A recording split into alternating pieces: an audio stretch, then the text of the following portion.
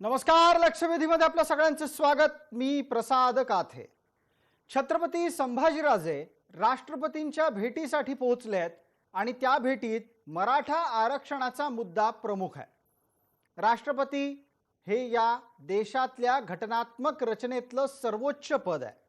त्यांच्या माध्यमातून एखाद्या प्रवर्गाला मागास ठरवण्याचा आणि तशा प्रकारे मागास प्रवर्गांच्या यादीमध्ये समाविष्ट करण्याचा अधिकार आहे.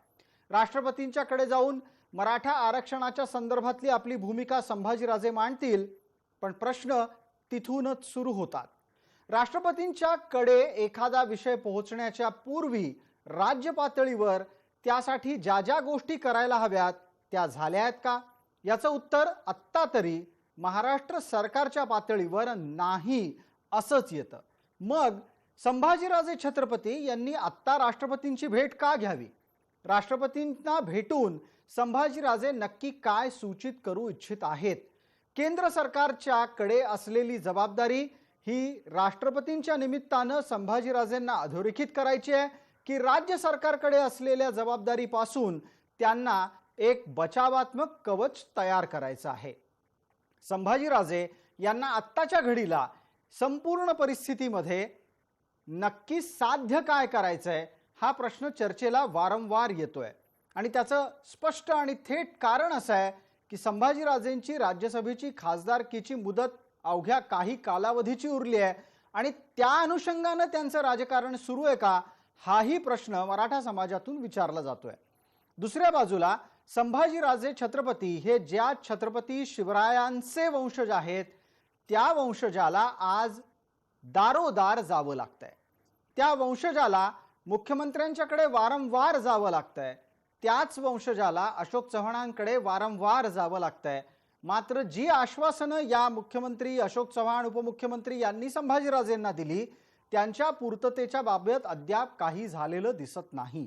15 दिवसात काम करतो असा सरकारी भाषेतला शब्द या महाराष्ट्रात पुरोगाम्यांचं सरकार असताना दस्तूरखुद्द छत्रपती संभाजीराजे यांना दिला जावा आणि त्यांची बोलवण व्हावी अशी परिस्थिती कुणी आणि का तयार केली असावी? या आणि अशा अनेक प्रश्नांसह आजची लक्षवेधीची चर्चा संभाजीराजे छत्रपती यांचं नक्कीच चाललंय काय?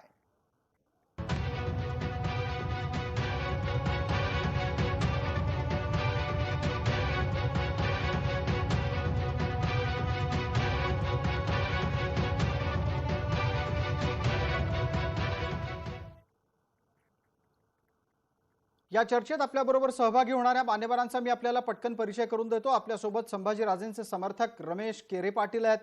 भारतीय जनता पार्टीचे प्रतिनिधी या नात्यानं आपल्यासोबत नरेंद्र पाटील आहेत. मराठा समन्वयक आणि मराठा क्रांती ठोक मोर्चाचे प्रमुख या नात्यानं आबासाहेब पाटील आहेत. तर मवियाचं या चर्चेतलं प्रतिनिधित्व करतायत उमेश पाटील. सर्व मान्यवरांचं चर्चेमध्ये स्वागत. पहिला आणि थेट प्रश्न रमेश केरे पाटील यांना. रमेश केरे पाटील, आज 2 नोव्हेंबर 2021 राष्ट्रपतींना भेटण्याचा हा मुहूर्त का काढला? सर्वात प्रथम युवराज छत्रपती संभाजीराजेंनी राष्ट्रपतीचा वेळ पहिलेच मागितलेला होता आणि त्यांना हा वेळ 2 तारखेचा हा वेळ ते टिकून भेटला आणि भेटल्यानंतर त्यांनी सर्व पक्षीय म्हणजे चारही पक्षांचे जे प्रमुख त्या सदस्यांना सोबत घेऊन ते त्या चर्चेला त्या ठिकाणी जाणार आहेत.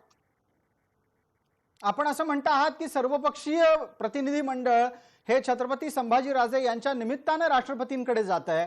राष्ट्रपतींकडे आपण काय म्हणणं मागणार आहात?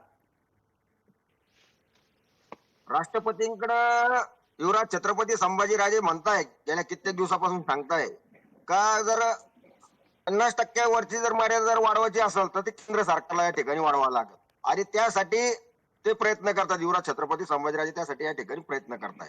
दुसरा विषय मी तुम्हाला सांगू इच्छितो, तुम्ही बघितला असेल नांदेड असेल संभाजीनगर असेल या ठिकाणी आता आम्ही या चारही पक्षाच्या विरोधात रणशिंग या ठिकाणी मराठा क्रांती मोर्चा असेल ठोक मोर्चा असेल यांनी आता पुकारलेला आहे आणि त्याची रोखठोक भूमिका आता आम्ही सुरू केलेली आहे. जे अशोकराव चव्हाण साहेबांनी जे फसवे जी आर काढले होते ते नांदेड या ठिकाणी आम्ही त्याची होळी केली.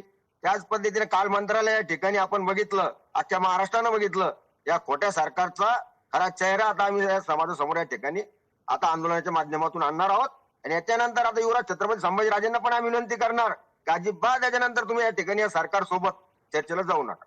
आपण असं म्हणता आहात की आत्ताच्या प्राप्त परिस्थितीमध्ये तुम्हाला फसवलं गेलंय विद्यमान राज्य सरकारनं आणि त्यांनी काढलेले GR अर्थात शासनादेश तुम्ही कालच जाळून टाकले. तशा प्रकारचं आंदोलन सुद्धा मुंबईमध्ये केलं. मला पुढचा एक प्रश्न पटकन नरेंद्र पाटील यांना विचारायचा आहे.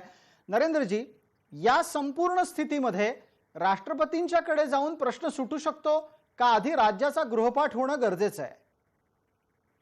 सर्वप्रथम तर छत्रपती संभाजी महाराजांना आज वेळ दिलेली आहे. खरंच महाराष्ट्रामध्ये मराठा समाजाचं वेगवेगळे नेते त्या ठिकाणी नेतृत्व करताना छत्रपतींकडे संभाजी महाराजांकडे बघण्याचा एक वेगळा दृष्टिकोन आहे. त्याच्यामुळे देशाच्या राष्ट्रपतीने वेळ दिली त्याच्याबद्दल मी आभार मानतो.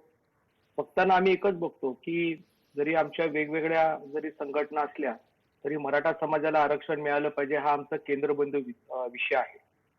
महाराष्ट्र राज्य सरकारमध्ये जे महाविकास आघाडी आहे, ज्या वेळेला आपलं 5 मेला आरक्षण रद्द करण्यात आलं आणि त्याच वेळेला ही गोष्ट क्लिअर झाली होती की बाबा परत एकदा मागासवर्गीय आयोग स्थापन केला पाहिजे. मागासवर्गीय आयोग स्थापन करून ताबडतोब त्या ठिकाणी संरक्षण करणं गरजेचं आहे, जे गायकवाड समितीने केलं. परंतु त्यावेळेलाही महाविकास आघाडीच्या माध्यमातून केंद्र सरकारवरती सातत्याने ढकलण्यात आलं. मागच्याच अधिवेशनामध्ये केंद्रीय कायदे मंत्री यांनी दोन्ही सभागृहामध्ये प्रत्येक राज्याला आरक्षण वाढवण्याची संदर्भातली काही जी जबाबदारी जी अगोदर त्यांनी जाहीर केली होती ती परत एकदा जाहीर केली. राज्य सरकारने या ठिकाणी पहिल्यांदा मागासवर्गीय आयोगाचा अहवाल त्यांनी त्या ठिकाणी तयार केला पाहिजे. तो तयार केल्यानंतरच तो राष्ट्रपतींकडे जाईल, त्याच्याशिवाय ते पुढे जाऊ शकत नाही. आत्ताच्या घडीला नरेंद्र पाटील, आत्ताच्या घडीला रमेश केरे पाटलांचं म्हणणं असं आहे की 50% मर्यादा वाढवण्याच्यासाठी म्हणून ते राष्ट्रपतींकडे गेलेले आहेत. हरकत नाही ना, 50% मर्यादा वाढून घेण्याचा मुद्दा त्यांचं म्हणणं यदा कदाचित तो योग्य पण असेल, मी त्याच्याबद्दल जास्त बोलू शकत नाही. पण आमचं तर हेच म्हणणं आहे की मराठा समाज मागासलेला आहे, हा पहिलं सर्वेक्षण करणं गरजेचं आहे. उदाहरणार्थ गायकवाड समितीलाही अहवाल देण्यासाठी 6 महिने लागले. नारायण राणे कमिटी ज्या वेळेला स्थापन करण्यात आली त्यावेळेला राष्ट्रवादी आणि काँग्रेस सत्तेवर होती, त्यावेळेला त्यांनी 7-8 महिने घेतले ना.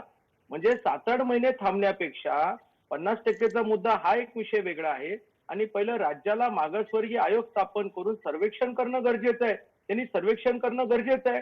आज महाविकास आघाडी मे गेलं, जून गेलं, जुलै गेलं, ऑगस्ट गेलं, आता सप्टेंबर गेलं, म्हणजे 4 महिन्यांनी ऑलरेडी घालवलेले आहेत. म्हणजे निवड फक्त केंद्राच्या नावाखाली राज्य सरकार ह्या ठिकाणी केंद्राच्या नावाखाली ढकलणार असेल, हे मराठा समाजाला आता दिशाभूल करण्यासारखी परिस्थिती आता राहिलेली नाही. मराठा समाज हा फार आता कळालेला आहे की कोण काय करते आणि कोण काय बोलते. उमेश पाटलांना याचं उत्तर द्यायचंच असेल त्यांच्यासाठी आपण वेळ सुरू करतोय. उमेश पाटील, चर्चेत उत्तर देत असताना या गोष्टीवरही बोला की संभाजीराजेंना असं दारोदार किती वेळा भटकायला लावणार आहात? ते अनेकदा सरकारच्या मंत्र्यांकडे स्वतः येऊन भेटतात, ते आता केंद्रातही जाऊन भेटू लागलेले आहेत. पण या सगळ्याच्यासाठी संभाजीराजेंना या स्थितीला न आणण्याच्यासाठी राज्य सरकारकडून काय केलं जातंय? मविया काय करताय?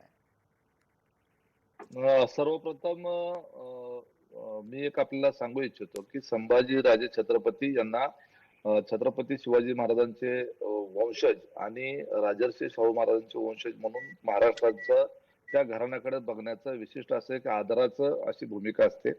संभाजीराजे छत्रपती यांचा कुठलाही अनादर करण्याचा काही कुठला उद्देश असण्याचं कारण नाही.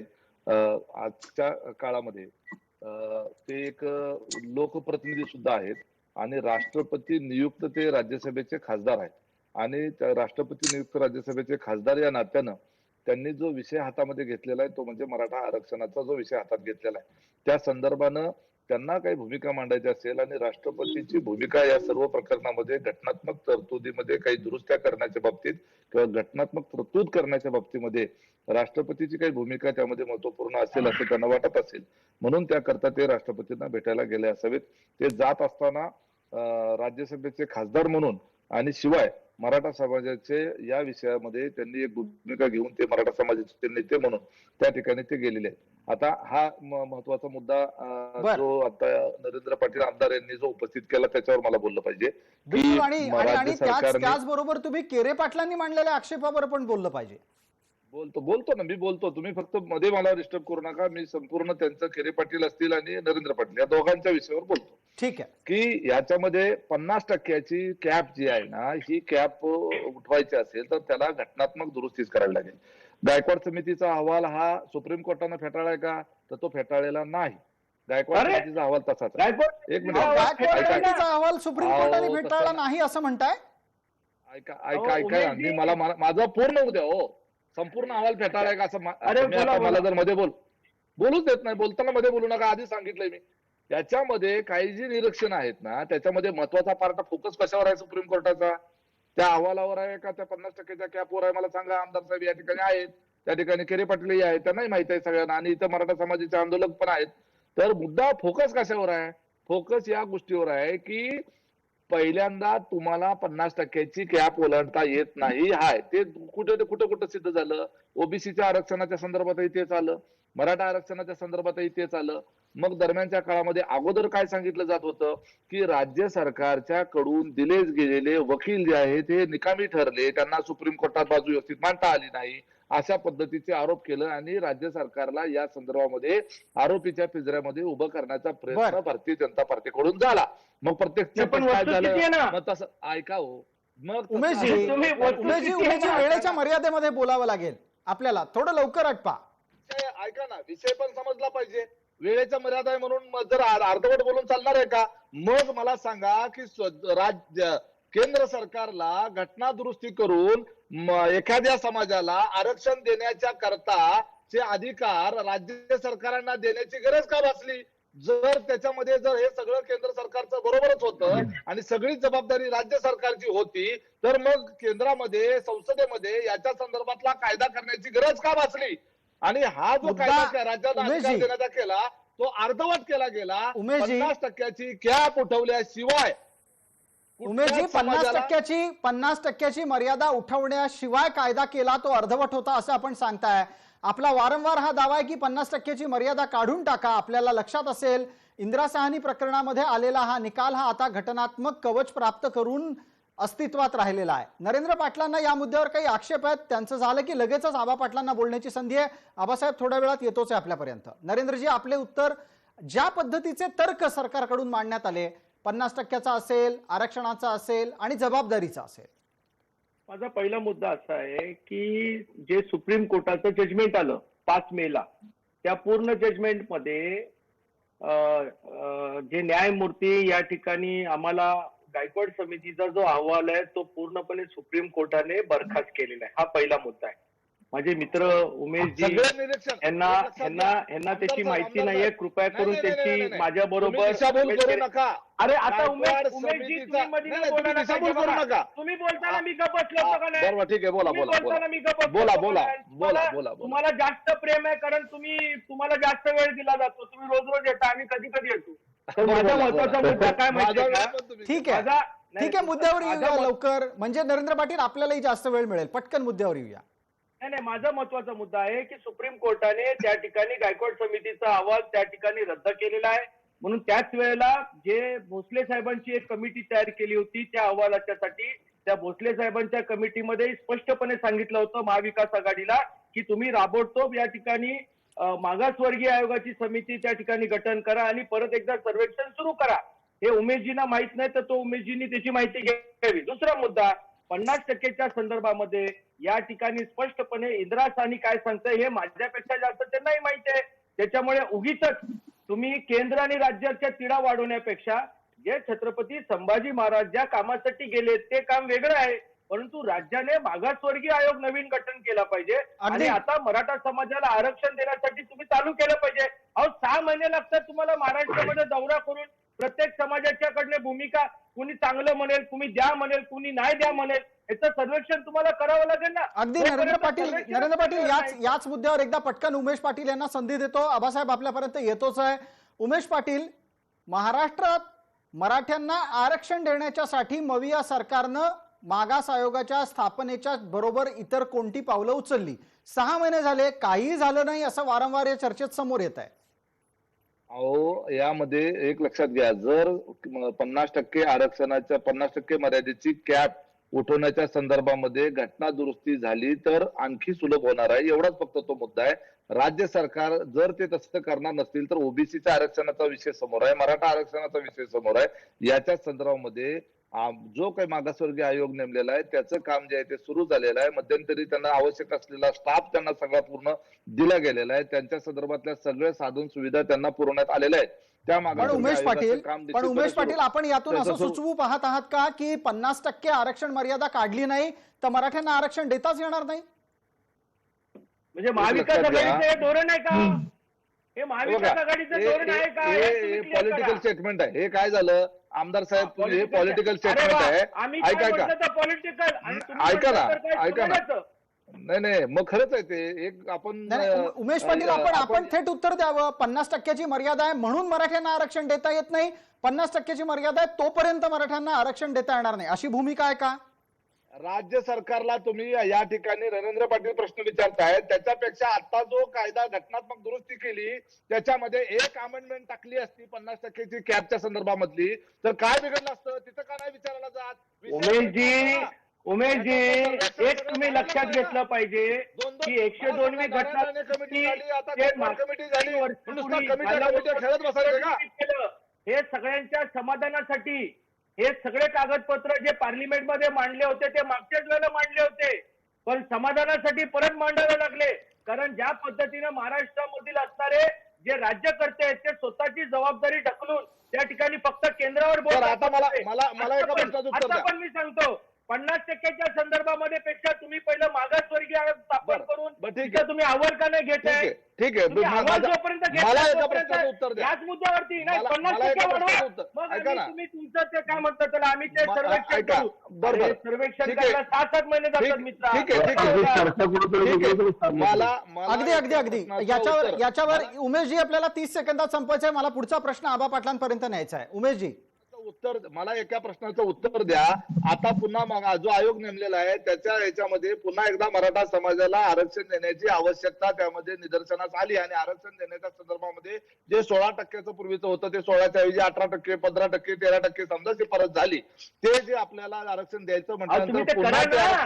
ऐका 3 महिन्यामध्ये या 3 महिन्यामध्ये अशोकराव चव्हाण साहेबांनी नेमकं काय केलं त्याचं उत्तर समाज आज मागतोय. या 3 महिन्यामध्ये अशोकराव चव्हाण साहेबांनी कोणते मराठा आरक्षणासाठी कोणते पावलं उचलले त्याचं उत्तर तुम्ही या ठिकाणी द्यावं. अगदी मी संधी देतोच आपल्या सगळ्यांना. एकच मिनिट, उमेश पाटील आणि नरेंद्र पाटील त्याचबरोबर केरे पाटील, आपण सगळ्यांनी थोडा वेळासाठी थांबा. आपल्याला आबासाहेब पाटलांना चर्चेत बोलतं करायचं आहे. आबासाहेब पाटील, ह्या आत्ताच्या घडीला चर्चेच्या पॅनलमध्ये असलेल्या बाकीच्या तिघाही जणांची मतं तुमच्यापर्यंत पोहोचली. मराठा समाजाचे एक नेते आणि प्रतिनिधी या नात्यानं सांगा, ही उत्तरं ऐकल्यावर समाजात काय प्रतिक्रिया येते? संभाजीराजे राष्ट्रपतींना भेटायला चालले आहेत, त्याबद्दलही समाजात काय चर्चा आहे? प्रसादजी, ज्या मुख्यमंत्र्यांच्याकडे संभाजीराजे अनेक वेळा चर्चा झाल्या, मिटिंग झाल्या, अशोकराव चव्हाण उपसमितीचे अध्यक्ष आहेत, त्यांनी संभाजीराजांना आश्वासन दिलं होतं की आम्हाला 1 महिन्याचा वेळ द्या. हे मी नाही सांगितलं, छत्रपती युवराज संभाजीराजांनी सांगितलं होतं की सरकारने 1 महिन्याचा वेळ मागितलेला आहे आणि आपण त्याला दिला पाहिजे. त्याच्यानंतर पुन्हा 1 महिना झाला तरी त्यांच्याकडे त्यांनी चर्चा झालं, काय झालं त्यांनी काही जाहीर केलं नाही. पुन्हा नाशिकला आंदोलन झालं, नाशिकवरनं पुन्हा संभाजीनगर औरंगाबादला बैठक झाली, पुन्हा नांदेडला झालं. आता मराठा आरक्षणाची नेमकी दिशा काय असायला पाहिजे, की नेमकं काय करायला पाहिजे? मी संपूर्ण महाराष्ट्राच्या जनतेला सांगू इच्छितो की मराठा आरक्षणाची दिशा नेमकी काय हे सगळ्या नेत्यांनी प्रत्येकानं ठरवली पाहिजे. पहिला मुद्दा की आरक्षण कसं मिळणार आहे. आता राष्ट्रपतींची भेट घेऊन त्याचा इफेक्ट काय होणार आहे का महाराष्ट्रावरती? महाराष्ट्र सरकार त्याच्यावरती काय अमेंडमेंट करणार आहे का, किंवा राष्ट्रपती निर्णय काय घेऊ शकतात का? तर नाही. आता फक्त भेटीला 4 पक्षातली लोक जाऊन भेट करून आलो म्हणजे आरक्षण मिळणार नाही. तर सर्वप्रथम राज्य सरकारची ती इच्छाशक्ती पाहिजे. मुख्यमंत्री, उपसमिती ह्या लोकांनी सर्वप्रथम राज्य मागासवर्गीय आयोग हा स्वतंत्र आयोग स्थापन करा. पूर्ण वेळ 2 मंत्री अधिकारी त्याला स्टाफ द्या आणि आरक्षणासाठी त्या ठिकाणी तुम्ही वेगळं स्वतंत्र कक्ष मंत्रालयात काढा. आबासाहेब याच जोडीला एक आणखीन मुद्दा, राष्ट्रपतींच्याकडे जाऊन 50%ची आरक्षण मर्यादा वाढवण्याचा आग्रह करणारे छत्रपती हे राज्यामध्ये योग्य पद्धतीनं या विषयाचा पाठपुरावा करतात आणि त्यांना प्रतिसाद मिळत नाहीये. हे आपलं निरीक्षण कशाच्या आधारावर आणि किती दिवस आणखीन छत्रपती संभाजीराजे असे खेटे घालत राहणार आहेत? 100% मी जे मांडतोय अभ्यासपूर्व मांडतोय. या सगळ्या प्रक्रियेतला महत्वाचा घटक आबासाहेब पाटील आहे त्या ठिकाणी. आंदोलनाच्या माध्यमातून असेल किंवा पाठपुराव्याच्या माध्यमातून असेल. आज गेल्या वर्षभरामध्ये या आघाडी सरकारमध्ये अशोकराव चव्हाण सारखा निष्क्रिय माणूस त्या समितीवरती आहे आणि 5 त्या ठिकाणी सदस्य आहेत. त्याच्यामध्ये एक सदस्य विजय वडेट्टीवार सुद्धा. बर, त्या मराठा आरक्षण समितीमध्ये असणारा व्यक्ती मराठा आरक्षणाच्या विरोधामध्ये भूमिका घेतो. ओबीसीच्या आरक्षणाचा वेगळा विषय अत्यंत असतो. ताजी घडामोड घडली, त्याच्यातला अपडेट सुद्धा इथं द्यायला हवं चर्चेमध्ये. विजय वडेट्टीवारच म्हणायला लागलेत की मागासवर्गीय आयोग हाच जातीवादी आयोग आहे म्हणून. उमेश पाटील राज्याचा मंत्री असे आक्षेप कसे काय घेऊ शकतो? आणि अशा प्रकारची ध्येय धोरणं जर समजा सरकारची असतील, अशा प्रकारची जर दृष्टी सरकारच्या मंत्र्याची असेल, तर मागासवर्ग आयोग हा मराठ्यांना न्याय देईल असं उमेश पाटील वाटतं आपल्याला? एक लक्षात घ्या, मागासवर्ग आयोग जो आहे तो या संदर्भातलं सर्वेक्षण करेल, अहवाल तयार करेल, अहवाल समिती करेल, आरक्षणाची शिफारसही त्यांना जर तसं आढळलं तर करेल. मुद्दा हा आहे की ती शिफारस केली, ऐका ना, तू कधी त्याचा वेळ जेवढा दिला असेल तेवढ्या वेळेत करेल. परंतु ते सगळं केल्यानंतर सुद्धा राज्य सरकार विधिमंडळामध्ये कायदा करून पुन्हा एकदा आरक्षण देईल. किती वेळ दिलाय तुम्ही? आरक्षण ऐकावं जरा पहिल्यांदा. 50%च्या पेक्षा मर्यादा ओलांडावी लागणार का नाही? काही संबंध नाही. 50%च्या वरती मर्यादा ओलांडण्याची महाराष्ट्रामध्ये सध्या तर गरज नाही. मी ठामपणे सांगतो, 1962 साली ज्यावेळेला जी आर निघाले, शासन निर्णय झाले आरक्षणाचे, 34% महाराष्ट्रात टोटल आरक्षण आहे आणि त्याचा 1961 आहे, 31 आहे, 47 आहे, 92 दाता अटकलाय. मला 1 मिनिट द्यायला प्रश्न मला कंप्लीट करू जी आबासाहेब पूर्ण करा, पटकन 1 मिनिटात पूर्ण करा. केरे पाटील आणि नरेंद्र पाटील पण वाट पाहतात. मला स्पष्ट एवढंच करायचं आहे की वाढीव आरक्षण 18% जे दिलेलं आहे ते कशाच्या आधारावर दिलेलं आहे? हे सर्वेक्षण 10 वर्षांना व्हायचं ते केलं नाही आणि इथं फक्त मराठ्यांना आरक्षण देताना तुम्ही 50%ची मर्यादा आणि 50%ची मर्यादा ओलांडण्याचा विषयच येत नाही. तर 50%च्या आतमध्ये जर तुम्ही सगळे जर विषय काढला तर 20% ओबीसीला 10% आरक्षण दिलेलं आहे. आज ते 27-32% सांगतात आणि 64% आमची भूमिका. म्हणजे महाराष्ट्रातली जी लोकसंख्येची तफावत करून दाखवत आहे, वेगळ्या पद्धतीने मांडणी करायची, खोटं बोल लुटून बोल आणि सरकारने ते मान्य करायचं. या निमित्तानं अशोकराव चव्हाणांच्या एकूणच भूमिकेवर केरे पाटील थोड्या वेळापूर्वी आक्षेप नोंदवत होते. मी त्यांना एक संधी पटकन देतो, 30 सेकंदात मांडा आपली भूमिका आणि त्यानंतर नरेंद्र पाटलांसाठी. केरे पाटील, या सरकारला मराठ्यांना आरक्षण द्यायचंय असं मनापासून वाटतं आपल्याला?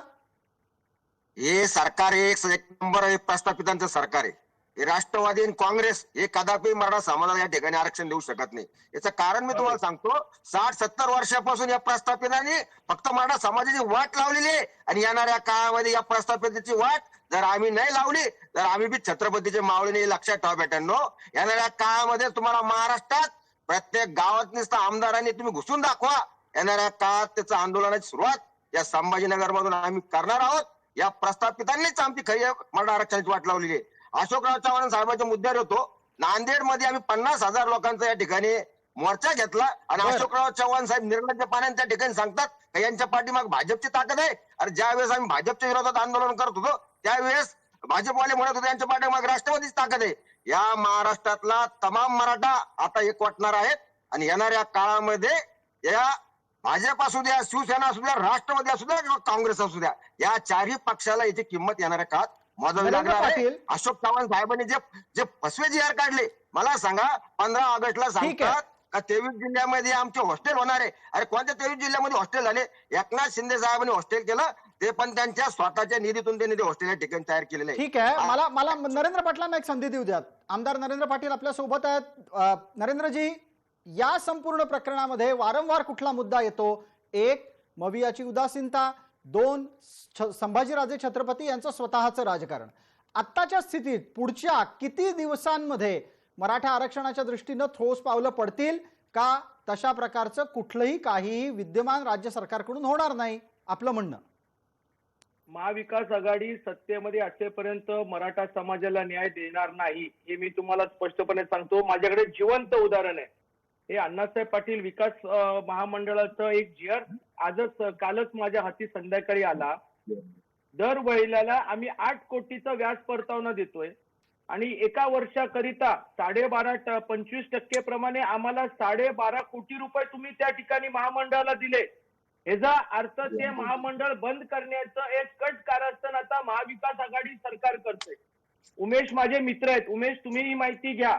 8 कोटीचं जर दर महिन्याला आपण जर त्या ठिकाणी व्याज परतावा मराठा बांधवांना देत असू, 30,000 मराठा समाजाच्या असणाऱ्या मुलांना तर कमीत कमी वर्षाअखेरीस आपल्याला 96 कोटी रुपयाची गरज आहे आणि तुम्ही फक्त वर्षासाठी 12.5 कोटी रुपये देताय. पण मग नरेंद्र पाटील, एक छोटा प्रश्न, एक छोटा प्रश्न माझा आपल्यासाठी. नरेंद्र पाटलांवरचा राग अण्णासाहेब पाटील महामंडळावर काढला जातोय का? एकच मिनिट घेतो उमेशराव, माझा एकच मिनिट घेतो. एकच मिनिट. आधी नरेंद्र पाटलांना त्यांचं उत्तर पूर्ण करू द्या. नरेंद्र पाटील, आपल्याला प्रश्न विचारला, तुमच्यावरचा राग महामंडळ बरखास्त करण्यासाठी वापरला जातोय का?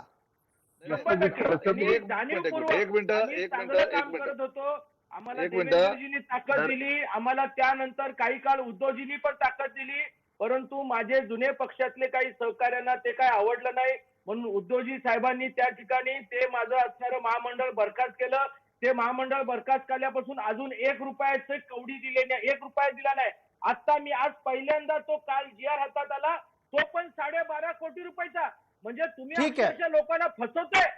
उमेश पाटलांच्या उत्तरासाठी जातोय. उमेश पाटील, आपल्यासाठी चर्चेच्या शेवटच्या टप्प्यातला 1 मिनिट उरलंय. पटकन आपल्याकडून 2 गोष्टींचा खुलासा हवाय. एक, अण्णासाहेब पाटील महामंडळही जिवंत ठेवायचं नाही आणि आरक्षणही द्यायचं नाही, असा छुपा अजेंडा आहे का? एक मिनिट. आता पहिल्यांदा मला नरेंद्र पाटील साहेबांनी जो आता GR दाखवला त्याच्यामध्ये जी काही तरतूद त्यांनी सांगितलं की 96 कोटीचा परतावा आपल्याला त्या अण्णासाहेब पाटील महामंडळाच्या माध्यमातून दिलेल्या बेरोजगारांना जे कर्ज दिले गेलेले आहे त्याच्यातला जो व्याज परतावा जो असतो तो देण्याच्या खर्चाची आवश्यक तरतूद 96 कोटी असेल आणि आता जर त्यांनी मला सांगतायत की ती 12 कोटीची तरतूद केलेली आहे तर ती तरतूद अपुरी आहे निश्चितपणे हे सांगता येईल. ती टोकन तरतूद असेल, आपल्याकडं पुरवणी ह्याच्यामध्ये आपल्याला ती करता येईल. जर तसं काही घडलं असेल,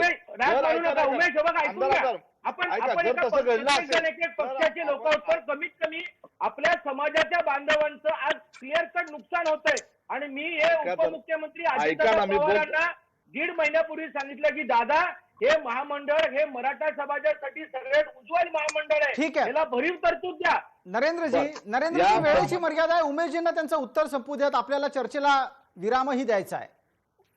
महामंडळाला ऐका हो, हे ऐकतच नाही जाऊ, मध्ये मध्येच बोल. उमेशजी बोला, आपण आपलं म्हणणं एक गोष्ट पूर्ण होऊ देत ना, मग चर्चा कशाला करायची? नरेंद्र पाटील यांनी महत्वाचा मुद्दा उपस्थित केलेला आहे. त्या महामंडळाला कमीत कमी 500,000 कोटी रुपयाची तरतूद झाली पाहिजे, याच्याबद्दल दुमत असण्याचं कारण नाही. ते महामंडळ अत्यंत महत्वाचं आहे. नरेंद्र पाटील साहेब त्या महामंडळाचे अध्यक्ष होते, त्यांनी चांगलं कामही त्या ठिकाणी केलं, महाराष्ट्रभर फिरले, याच्याबद्दल दुमत नाही. समाजासाठी त्यांची तळमळ ही आपण समजू शकतो. ते जरी भारतीय जनता पार्टीमध्ये असले तरी सुद्धा मराठा समाजाबाबतीची त्यांची प्रामाणिक भूमिका याच्याबद्दल आमच्या मनात देखील शंका नाही. उमेशजी, झारीचा शुक्राचार्य कोण? अर्थ विभाग तर आपल्याच खात्याकडे आहे, म्हणजे आपल्या पक्षाकडे आहे. अजितदादा पवार अर्थमंत्री आहेत. ऐका पहिल्यांदा एक लक्षात घेतलं पाहिजे की एकूण आपल्याकडचं इनकमिंग जे आहे, म्हणजे इनकमिंग कशाला म्हणायचं की जे आपला महसूल सध्या येतोय म्हणजे सरकारचं इनकमिंग म्हणायचं आपल्याला.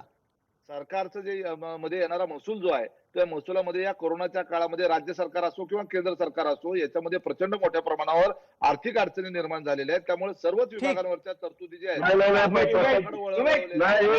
उमेश पाटील साहेब, मी तुम्हाला सांगतो, माझ्याकडे GR आहेत, रोज GR निघाले, रोज GR निघतात, रोज एका विशिष्ट समाजाचे रोज GR आहेत आणि दिशाभूल करताय. तुम्ही मराठा समाजाच्या महामंडळात जे उद्योजक होते त्यांच्यासाठी तुमच्याकडे पैसा नाही, परंतु तुम्ही या मधल्या 1.5-2 वर्षामध्ये वेगवेगळ्या प्रकारचं जे करप्शन या राज्यामध्ये होत आलेलं आहे, ज्याचं विरोधी पक्ष सातत्याने सांगत प्रसादजी, मला एक मुद्दा आहे. नाही प्रसादजी, इतर समाजाला तुम्हाला द्यायला बजेट आहे, मराठ्यांच्यासाठी बजेट नाही. 100% महसूल आम्ही भरायचा. मुद्दा बऱ्यापैकी हाताबाहेर गेला आहे. विषय सुरू झाला होता संभाजीराजे छत्रपतींच्या राजकीय भूमिकेच्या अनुषंगानं पोहोचला अण्णासाहेब पाटील महामंडळापर्यंत. जाता एक शेवटची 30 सेकंद फक्त मी रमेश केरे पाटलांना देतो. आबासाहेब, आज आपल्याला कमी वेळ मिळाला, क्षमस्व त्याच्यासाठी. रमेश केरे पाटील, पुढच्या एका महिन्यात संभाजीराजे छत्रपती काय करणार, की अशाच पद्धतीनं वेळा मागत राहणार आणि भेटी घेत राहणार? आता मी तुम्हाला मेन मुद्द्यावर होतोय. 2 दिवसा पहिले आमचं अंबड या ठिकाणी अरे ज्या 42 बांधवांनी या मराठा समाजाला आरक्षण मिळावं म्हणून बलिदान दिलं, त्या कुटुंबातले सदस्य त्या अंबड या ठिकाणी उपोषणाला बसले, पावसामध्ये भिजले. आज त्या कुटुंबातले जवळपास 16 ते 17 जण हॉस्पिटलमध्ये सध्याच्या घडीला ऍडमिट आहे. नंबर 1, त्या 42 बांधवांसाठी कोरोना असताना आम्ही आंदोलन केलं आणि आम्हाला आंदोलन केल्यानंतर आम्हाला असं आश्वासन दिलं की ह्या 42 कुटुंबाला आम्ही या ठिकाणी नोकरीमध्ये समाविष्ट करून घेऊ. तुम्हाला मी सांगू इच्छितो, येणाऱ्या 1 तारखेपासून मर्यादा आहे 30 दिवसात त्या संभाजीराजे काय करणार आहेत सांगा पटकन. 30 दिवस, पुढचे 30 दिवस. त्याच मुद्द्यावर होतो साहेब. फक्त एक मिनिट द्या मला. नाही, त्या 1 माझ्याकडे तारखेपासून खरंच खूप कमी वेळ उरलेला आहे. या सरकारला आणि केंद्र सरकार, राज्य सरकार असू द्या, केंद्र सरकार असू द्या, येणाऱ्या काळामध्ये आमदार खासदाराला आम्ही या महाराष्ट्रात फिरून देणार नाही. येणाऱ्या काळात त्यांना आम्ही गावबंदी करणार आहोत. जो मराठा समाजाचा प्रश्न या ठिकाणी मांडणार नाही. आणि विजय वडेट्टीवार साहेबांना मी आज या ठिकाणी आबासाहेब, कारण तुम्ही दंडुकीची आबासाहेब भाषा पटकन, आबासाहेब आपली प्रतिक्रिया. अशा प्रकारची भूमिका अनेकदा घेतली जाते, ती प्रत्यक्षात उतरत नाही. मराठा समाजाला आत्ताच्या घडीला कोणत्या प्रकारच्या दिशेची गरज आहे? आबा पाटील पटकन 30 सेकंदात. सध्या महाराष्ट्रातील सरकारनं, आघाडी सरकारनं मराठा आरक्षणावरती काय भूमिका घेणार आहे, कशा पद्धतीने मराठा समाजाला आरक्षण देणार आहात, याच्यावरती सरकारला कोण जाब विचारत नाही. सरकार त्या ठिकाणी बोलत नाही. आमचं एवढंच म्हणणं आहे राज्यातल्या जनतेला. नाही, मग आत्ताच्या घडीला संभाजीराजे छत्रपतींकडून काय अपेक्षा आहेत? छत्रपती युवराज संभाजीराजांनी स्पष्टपणे समाजाची भूमिका घ्यावी, तळ्यात मळ्यात होऊ नये. सरकारची भूमिका जे काय ते खरी खरी समाजाला सांगावी. जर सरकार तुम्हाला वेळ देत नसेल, भेटत नसेल, आज या आघाडी सरकारमध्ये उपसमितीच्या माध्यमातून किंवा सरकारच्या कुठल्या कार्यकर्त्याला भेट दिली जात नाही, संघटनेला भेट दिली जात नाही, आमचं म्हणणं ऐकून दिलं जात नाही किंवा ऐकून घेतलं जात नाही. ही सगळ्यात मोठं असलं काय सरकार आहे की जे कोणाला बोलूच देत नाही. दुसरा माझा मुद्दा आहे की संभाजीराजाला आबासाहेब वेळेच्या मर्यादेपोटीच आपल्याला थांबवतोय. आपण आतापर्यंत ज्या ज्या भूमिका मांडल्यात त्या आपण ऐकलेल्या आहेत. इतर सर्व मान्यवरांच्या सह आज विविध विषयांवरही चर्चा झाली. आपण सर्व मान्यवर चर्चेत सहभागी झालात त्याबद्दल आपले मनपूर्वक आभार. सर्व प्रेक्षकांना जय महाराष्ट्र.